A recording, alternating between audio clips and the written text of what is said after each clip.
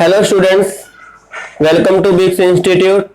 आज की इस क्लास में हम पॉलिटिक में एक टॉपिक, बहुत इंपॉर्टेंट टॉपिक है जिसके बारे में डिस्कस करेंगे, high court of India.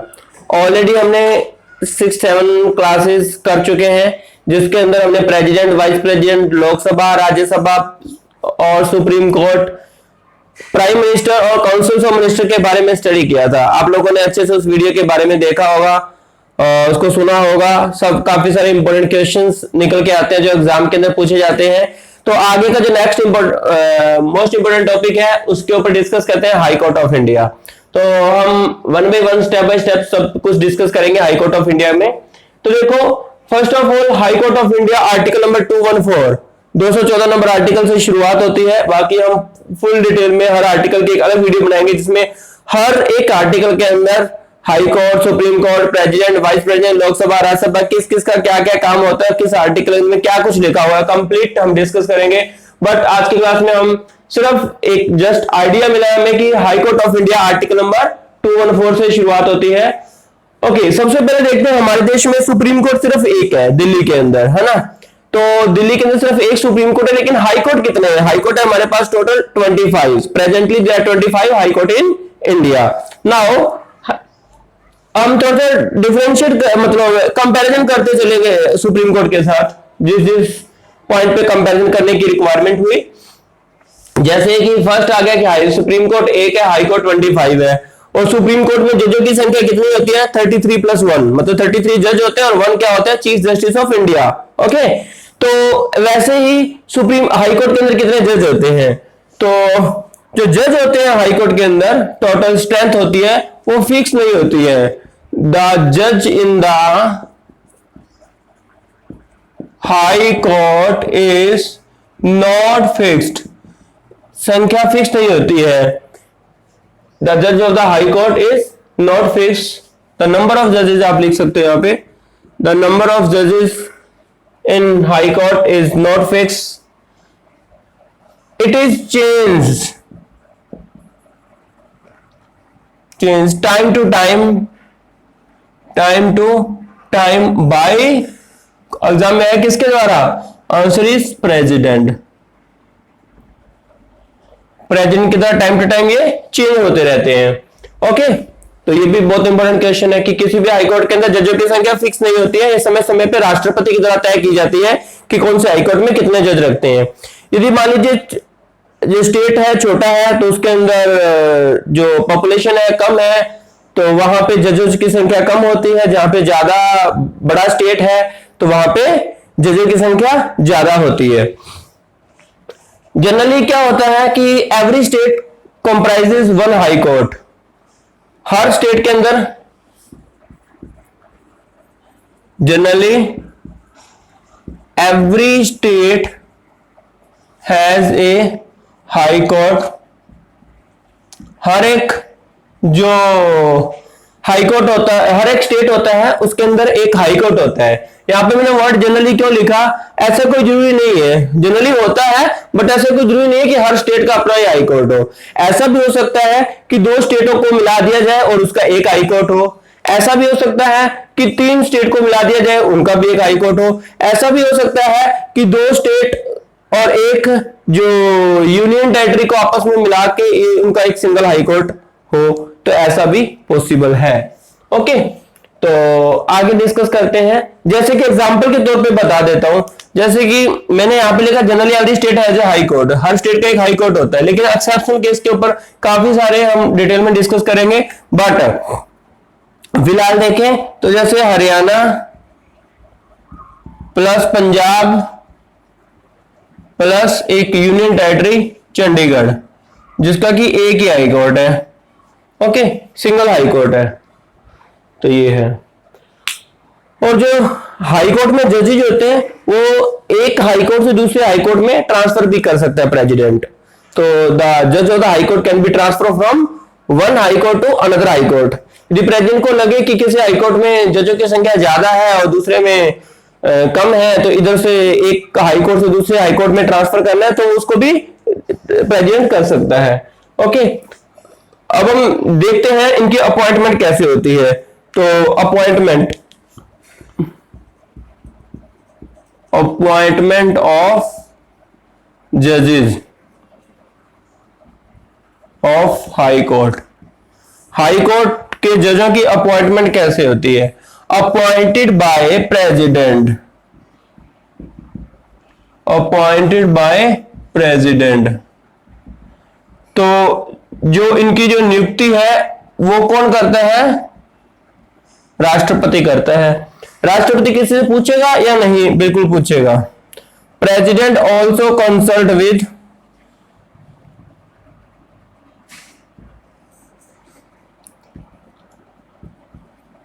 President also consult with chief justice of India. Bharat के मुख्य न्यायाधीश से भी सलाह लेगा। ओके, एंड जो चीफ जस्टिस ऑफ इंडिया होगा ऑल्सो, मतलब ये सीजीआई की बात कर रहा हूं मैं कि जो सीजीआई होगा, CGI also consult with two senior most जज ऑफ हाई कोर्ट। जो प्रेसिडेंट किससे पूछेगा? चीफ जस्टिस ऑफ इंडिया से। और जो चीफ जस्टिस ऑफ इंडिया होता है वो क्या करेगा? जो सुप्रीम कोर्ट के रिमेनिंग अदर जजेस हैं उनमें से जो दो सीनियर मोस्ट जजेस होंगे उनसे सजेशन लेगा, और उनके सजेशन के बाद जो है सीजीआई राष्ट्रपति को कहेगा कि हाँ, मेरी तरफ से इन जो दो जो पर्सन है उनको आप जज अपॉइंट कर सकते हो। उसके बाद president also consult with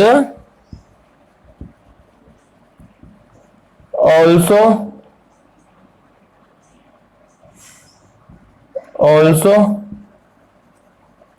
consult with chief justice of high court. जो भी हाई कोर्ट होता है उसका जो चीफ जज होगा, कुछ जजेज होते हैं और उसके ऊपर एक चीफ जस्टिस होता है। जो जिस भी हाई कोर्ट के अंदर जज की नियुक्ति करनी है, उस हाई कोर्ट का जो चीफ जस्टिस होगा उससे भी प्रेसिडेंट सलाह लेगा।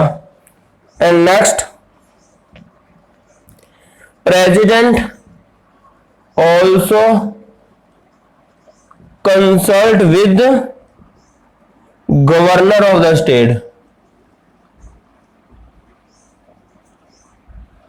ओके, ये बहुत इंपॉर्टेंट क्वेश्चन है एग्जाम में। Last year I think 2 years back ये यूपीएससी में पूछा गया था, क्वेश्चन था कि जो हाई कोर्ट के जजों की नियुक्ति है वो कौन करता है? प्रेसिडेंट। प्रेसिडेंट किससे सलाह लेता है? चीफ जस्टिस ऑफ इंडिया से। और जो चीफ जस्टिस ऑफ इंडिया होता है वो जो सुप्रीम कोर्ट के, ओके यहां पे सुप्रीम कोर्ट है, not high court, this is supreme court. जो chief justice of India is also consult with two senior most जज ऑफ द सुप्रीम कोर्ट। जो सुप्रीम कोर्ट के जो जजेस होते हैं सीनियर मोस्ट, उनसे भी क्या लेता है? सलाह लेता है। President is also consult with chief justice of high court. जो हाई कोर्ट का चीफ जस्टिस होता है उससे भी सलाह लेता है। और president is also consult with the governor. Governor को हिंदी में क्या कहते हैं? राज्यपाल। राज्यपाल से भी सलाह लेता है। इतने लोगों से सलाह लेने के बाद यदि उस व्यक्ति की इतने लोगों को सलाह लेने के बाद प्रेसिडेंट उस व्यक्ति की हाई कोर्ट के अंदर जज एज ए जज की नियुक्ति करता है, तो इतने लोगों से पूछा जाएगा पहले। ओके, तो ये हुआ कुछ, मैंने आपको बताया टोटल हाई कोर्ट कितने होते हैं, और नंबर ऑफ जजेस हाई कोर्ट के अंदर फिक्स नहीं होते हैं, लेकिन कुछ जज होते हैं और हर हाई कोर्ट के अंदर एक चीफ जस्टिस भी होता है। जितने भी हाई कोर्ट है 25, हर हाई कोर्ट का एक चीफ जस्टिस होगा, हेड होता है वो। जैसे सुप्रीम कोर्ट के अंदर chief justice of India CJI होता है, see in the same way high court के अंदर भी क्या होता है? Chief justice of the high court होता है। ओके, अब आगे डिस्कस करते हैं कि ये तो हुआ कि अपॉइंटमेंट कौन करता है और किन किन से सलाह लेता है। अब ये देखते हैं कि वो जो अपॉइंटमेंट करता है जिस व्यक्ति की, उसकी क्या क्वालिफिकेशन होनी चाहिए। कौन व्यक्ति जो है हाई कोर्ट का जज बन सकता है। तो अब देखते हैं आगे कि उनकी क्या क्या क्वालिफिकेशन क्या होती है, या एलिजिबिलिटी टू बिकम द जज ऑफ द हाई कोर्ट। तो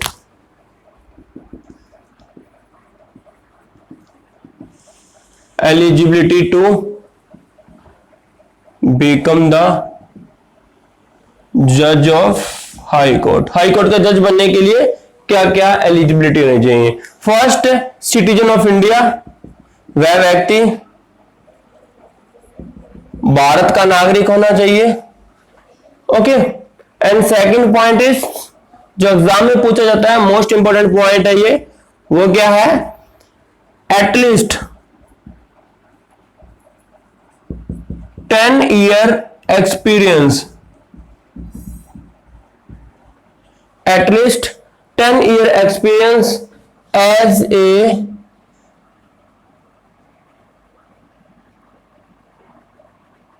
at least 10 year experience as a advocate in high court. High court के अंदर 10 साल तक वो क्या होना चाहिए? एडवोकेट की पोस्ट पे रह चुका होना चाहिए। या फिर 10 year experience in any judicial office, और 10 ईयर, या तो ये फुलफिल होनी चाहिए या ये, at least 10 year experience in any judicial office, या किसी भी न्याय के पद पर वह व्यक्ति 10 साल तक काम कर चुका होना चाहिए। देखो, ये जुडिशियल ऑफिस का मतलब होता है हाई कोर्ट से नीचे कोर्ट कौन से होते हैं? सेशन कोर्ट्स होते हैं। सेशन कोर्ट का जज होता है, या जो है सेशनल कोर्ट का जो जज होता है वही क्या अपॉइंट हो सकता है? हाई कोर्ट का जज अपॉइंट हो सकता है, यदि इसको 10 इयर्स एक्सपीरियंस हो तो ये मोस्ट इंपोर्टेंट इसकी क्वेश्चन है एग्जाम के लिए, तो आप इसको जरूर ध्यान रखोगे। अब हमने देख लिया कि उसकी क्वालिफिकेशन क्या होती है, मतलब एलिजिबिलिटी क्या है, और उसको अपॉइंटमेंट कौन करवाता है, और हमारे देश में कितने हाई कोर्ट है। अब नेक्स्ट चलते हैं, कुछ इंपोर्टेंट पॉइंट के ऊपर डिस्कस करते हैं। सबसे पहला इंपॉर्टेंट पॉइंट क्या आता है हमारा? ओथ। जब बनेगा हमारे किसी भी हाईकोर्ट में जज की नियुक्ति होगी, तो जज की नियुक्ति होने के बाद सबसे पहले उसकी ओथ सेरेमनी होती है, मतलब ओथ, शपथ ग्रहण करता है वो। तो वो शपथ जो लेता है उसको शपथ कौन दिलाता है? तो आंसर क्या होगा? प्रेसिडेंट। बहुत बार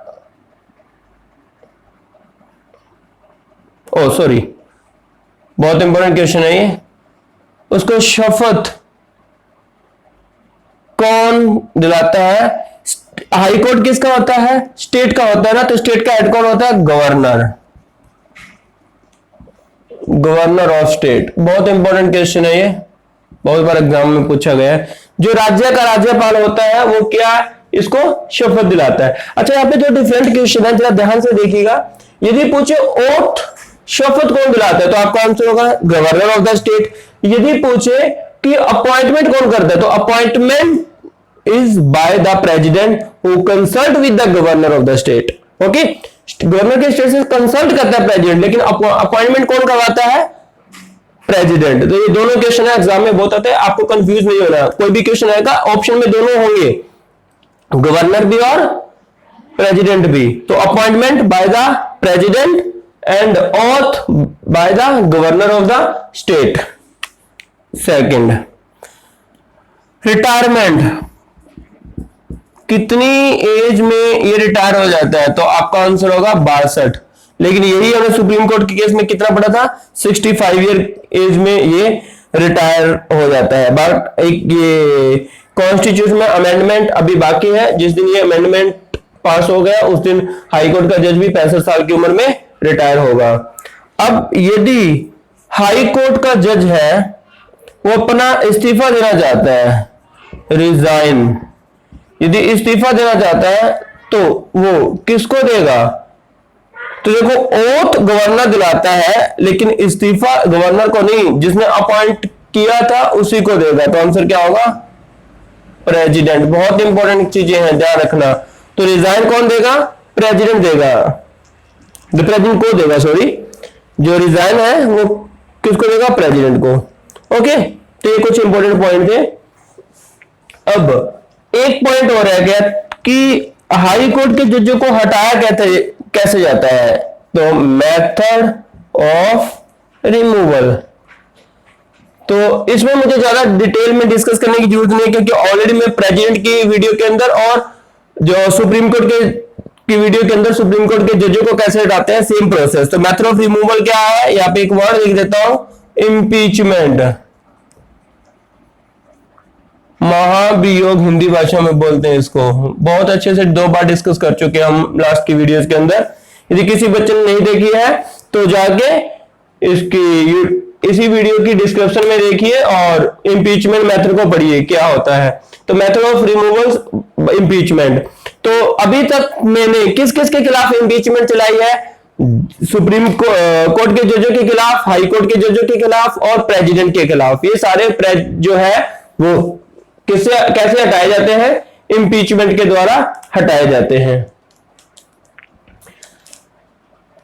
ये कुछ इंपॉर्टेंट है। इसके अलावा यदि हम और भी देखें कि यदि किसी भी हाई कोर्ट, एक नया हाई कोर्ट बनाना, जैसे अभी न्यू हाई कोर्ट जो है तेलंगाना आंध्र प्रदेश से अलग हो गया था, तो आंध्र प्रदेश का एक नया हाई कोर्ट बना है, ठीक है। तो कोई भी जो पार्लियामेंट है उसके अंदर बिल लाया जाता है और बिल जो पास हो जाता है वो एक्ट बन जाता है। तो उसके accordingly new high court establish किए जा सकते हैं और एक हाई कोर्ट को दूसरे हाई कोर्ट के अंदर मर्ज किया जा सकता है। ओके, तो ये सब आपको इंपॉर्टेंट चीजें ध्यान रखनी है। और एक चीज और, दिल्ली जो है वो यूनियन टेरिटरी है और दिल्ली एक ऐसी यूनियन टेरिटरी है जिसका अपना सेपरेट हाई कोर्ट है। तो दिल्ली का हाई कोर्ट अलग है दिल्ली में, बाकी लगभग सभी यूनियन टेरिटरी का जो हाई कोर्ट है वो किसी न किसी दूसरे हाई कोर्ट के साथ मिक्स है। ओके, जैसे एक मैंने आपको डिस्कस किया, अभी बताया कि जो चंडीगढ़ भी एक यूनियन टेरिटरी है, तो चंडीगढ़ का हाई कोर्ट किसके साथ मिक्स है? हरियाणा और पंजाब के हाई कोर्ट के साथ मिक्स है। वैसे ही जो जितने भी अदर यूनियन टेरिटरी है उनकी भी जो हाई कोर्ट है वो किसी दूसरे हाई कोर्ट के साथ मिक्स है, और 2 या 2 से ज्यादा स्टेट्स को मिलाकर एक ही जो हाई कोर्ट है वो बनाया जा सकता है। ये बात हम पहले डिस्कस कर चुके हैं। बाकी मैं एक अलग से वीडियो के अंदर आपको कंप्लीट टेबल, या हर किसी बुक में भी टेबल मिल जाएगी कि कौन कौन से स्टेट का जो हाई कोर्ट है वो कहां कहां पे है और कितने स्टेट्स का आपस में मिक्स करके एक सिंगल हाई कोर्ट बनाया गया है। ओके, तो ये कुछ इंपॉर्टेंट चीजें हैं। अब इसका हाई कोर्ट के बारे में देख लेते हैं, इनकी पावर। तो देखो, जब मैं हाई कोर्ट की पावर डिस्कस करूंगा तो ये बहुत थोड़ा सा लंबा टॉपिक है। तो हाई कोर्ट और सुप्रीम कोर्ट की जो पावर्स है वो हम एक सेपरेट वीडियो में करेंगे। बाकी और एक सैलरी है, सैलरी। तो देखो, जो सैलरी होती है वो 2 फंड होते हैं, एक होता है कंसोलिडेटेड फंड ऑफ इंडिया, एक होता है consolidated fund of India, consolidated fund of state. ये 2 अलग अलग फंड है, समन्वित निधि बोलते हैं इसको हिंदी भाषा में। तो कंसोलिडेटेड फंड ऑफ इंडिया, जो हाई कोर्ट के जज होते हैं, जो हाई कोर्ट के क्या होते हैं, जजेस हैं, उनकी जो सैलरी होती है वो स्टेट के फंड से होती है, स्टेट फंड। और स्टेट का फंड क्या होता है? Consolidated fund of state. यहां से विथड्रॉ होती है। बहुत बार एग्जाम में पूछा गया क्वेश्चन है, जो हाईकोर्ट के जजों की सैलरी है वो कंसोलिडेटेड फंड ऑफ स्टेट से विथड्रॉ की जाती है, और जब ये रिटायर्ड हो जाते हैं, रिटायरमेंट के बाद जो जजेस की जो पेंशन होती है वो कहां से? Consolidated fund of India. बहुत इंपॉर्टेंट क्वेश्चन है। तो हाई कोर्ट के जज जब रिटायर हो जाते हैं तो उनकी pension consolidated fund of India से निकाली जाती है, और हाई कोर्ट के जो जजेस होते हैं उनकी salary consolidated fund of state से विथड्रॉ की जाती है। ओके, उसके बाद कुछ और इंपॉर्टेंट क्वेश्चन है। सबसे ओल्डेस्ट, सबसे पुराना ओल्डेस्ट हाई कोर्ट कौन सा है? तो आपका आंसर क्या होगा?